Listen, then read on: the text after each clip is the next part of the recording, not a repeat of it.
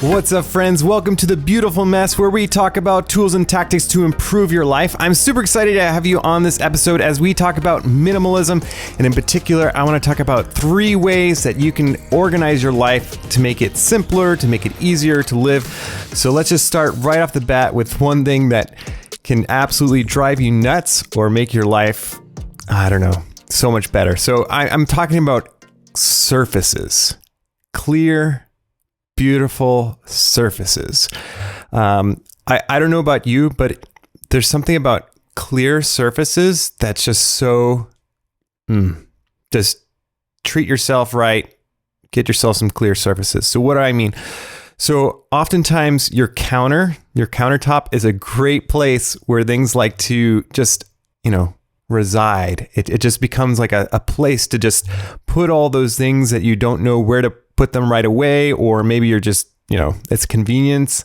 There is a study that shows that basically the messiness is actually kind of maybe a very effective way of storing things, because it's kind of like a cache system on your computer. What the cache system does, if you don't know, is it makes those files that you need on a day-to-day basis, or, those programs that you use regularly, or those websites that you view often, it keeps some data that makes it faster when you want to access it, instead of having to go, into the a storage bin and look it up. It's like a cache is like your desk.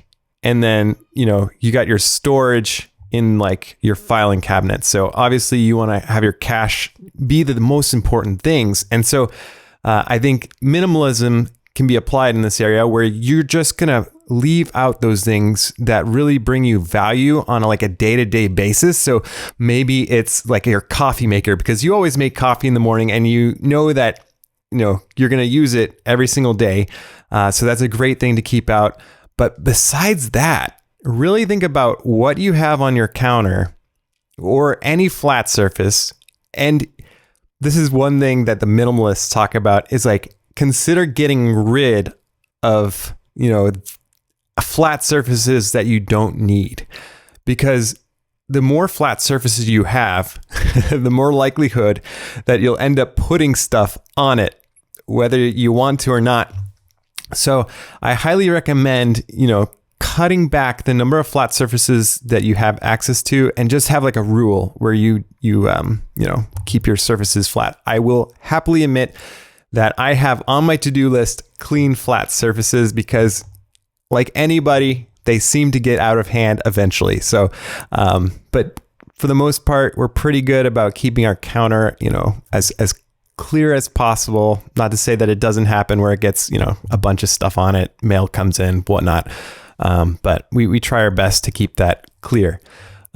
So yeah, that's one tip, is just clear your surfaces. The next area that I'll suggest that you minimize and reduce clutter will be your digital life. And there's a couple of different places that you can do this. One being your inbox, your email inbox, because you get emails in all the time, and sometimes you don't know what to do with them, or maybe it's going to be something that you're going to deal with later, not right now, later. And so they just sit there in your inbox, and you actually probably don't even do anything about that one email until something catches on fire. So I recommend coming up with a system that works for you. One thing that I've tried to do, and sometimes it works, sometimes it doesn't, is this zero inbox method. I believe I learned about it from this professor at Carnegie Mellon. I'm trying to remember his name, but he applied this zero inbox principle, and you can kind of adapt it a little bit. But he basically had 2 different folders. I think maybe it was 3. There was a reply folder, a waiting folder, and maybe an archive folder. So the reply folder was anything that you need to reply to, but maybe, you don't want to do it right now. So you're going to put that in the reply folder. And then maybe there's those emails that you get that you just need to hold on to, but you don't need to respond to right away. So you're going to put those in the waiting folder, so that you can go through there, not every single day unless you need to, but maybe every couple days, or maybe every once a week, whatever that interval is for you, but you can just set it aside. However, I will say something that has replaced that for me is in Gmail, they now have the snooze feature, which is fantastic. I highly recommend using this feature. Is you can snooze the email to appear at a specified time. Maybe it's a week, and that you're going to need, for example, maybe you sign up to, a service, and you want to remember to cancel that service. So you have that one email, maybe it was like the confirmation email, and then you just snooze it for like the 14-day trial or whatever, and have it come up maybe a little bit before that, so to cancel it before the time's up. So yeah, there's definitely different ways you can approach that, but that's something that I found very useful, is just using the snooze feature. But like an alarm clock, you can use it too much, so just be conscious of that. Make sure you're snoozing when you should be, or just handle it right away. Just get it off your plate. So yeah, that's one way. And then another way is your filing system. Create a system for filing your documents, for filing your photos that works for you. Maybe make a workflow that all your photos go into this part, all your documents go into this part. One thing that I've done with like most of my important documents, things that may be related to work or related to household things, health, finances, I have a filing cabinet, and I like to use a cloud service for this filing cabinet. And basically, I use the year, and then under the year, I usually put like the folders for those particular areas. So maybe you have a work folder, again, a health folder, a finance folder, whatever those folders that make sense to you, put those folders in place. I'm learning a lot about folder management, file management. It's a fascinating thing.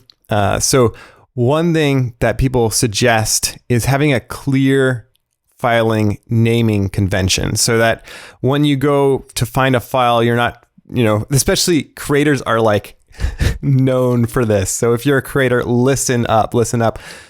So oftentimes you have like this project final.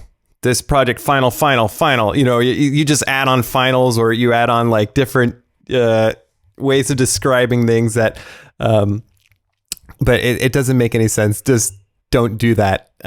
Instead, come up with a naming convention. Oftentimes having the date up front using, what is it called? There's like a format where basically you put the full year. So for example, if I was putting it in for today, it would be 2022, and then the month 03, and then the date 30. So 2022 2022 03 30, and make sure you put in the 0, even if there's it's just 3, put 03 for March, and that way you always have it.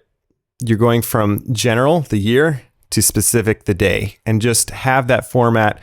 And you can put in dashes. Dashes are allowed for this format. It's like an international format.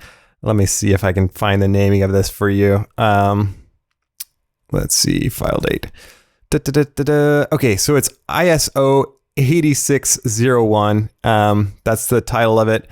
And yeah, so it's like a universal or international standard of dating things. And so I'd highly recommend using something like that to standardize. Back in the day, there was importance of using dashes and underscores. There's still a little bit of that. Like, for example, if you're uploading files to, let's say, your website, you want to make sure that they all use dashes, no other special characters, just dashes, and all the letters are undercase. Lowercase, undercase, lowercase. And that way, that's how Google likes to see it, for search engine optimization, SEO. So something to keep in mind. So if you're ever going to use it on the web, maybe consider just using lowercase, and maybe if you need the date, put the date in using the ISO 8601. Again, that's year, month, date. And you can use dashes in between those just for visually making it easier. And then if you want to follow like an old school way of like basically back in the day, computers didn't really know what to do with spaces, when you hit the space bar. So what they would use is underscores. Dashes also work, but underscores and dashes, no special characters. So maybe you come up with a naming convention where it's the date and then underscore the project, whatever it is, with dashes in between the names, and then underscore like a modifier. And the modifier can be something like let's say a version. So you keep track of that instead of saying final, or you say the modifier is for a specific group of people. And then you could also use a modifier where it's who made the file. So if it's in like a folder where multiple people are making different versions of things, you can use a modifier to make that a little bit easier to see who made the file.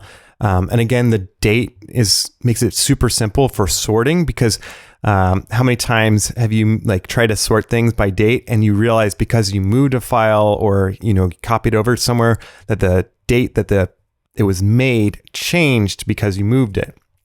So if you keep the date in the title of the, file, then it makes it easier to, use. Some people suggest using this also for the folder structure. So instead of having like a generic, for example, in the filing system, I like to use the year in addition to whatever it is, like financial 2022, instead of just saying financial, because even though it's in the folder 2022, if you ever search for financial, you'll have like 20 folders that are financial and it's hard to differentiate it. So make them as short as possible. Don't make them as long. Anyways, this has gone long enough. It's just fascinating to me, naming conventions. So yeah, if you want to hear more about naming conventions, I'm happy to chat about it. I've learned quite a bit about naming stuff. Okay. And so that was, digital. Do that. Like just organize your files, make it so it's easy to find things, get rid of, things on your desktop. Try not to, just like clean surfaces, unless you're using it maybe right away or within a week or two, I would suggest getting rid of anything on your desktop, make that nice and clean. Some of your other folders that you don't want to store things in, like you just temporarily put it somewhere, consider coming up with a better system. And then your downloads folder, maybe consider clearing that out every once in a while, saving whatever you need. But other than that, oftentimes it just becomes a storage container of stuff that you just left over. Whew. Yeah. So that's some digital things that you can do to clean things up. Yeah. And then the other thing that I'll recommend is just kind of clearing up your workspace. So oftentimes, you have your desk and you put stuff on that desk and you forget to clear it off. And I'm saying this kind of self-accusatory right now because my desk needs to be cleaned off. But I know it's always nice when you have a clean desk to work on, when you can focus on whatever it is and not have to worry about like, oh, I've got this stuff over here. So clean up your workspace. And alongside that, and this kind of goes back to the digital, and maybe this should be the main thing instead of workspace, but like reduce the number of tools that you use to do a particular thing. What do I mean? So for example, if you use a calendar, don't have multiple calendars if possible. I do use a paper planner in addition to a digital planner, but kind of try to make it so that you make your life easier by, like, for example, if you do use a paper planner, maybe your master planner is your digital one, because that one you can get anywhere. There is a convenience factor, but make it so that it's not hard.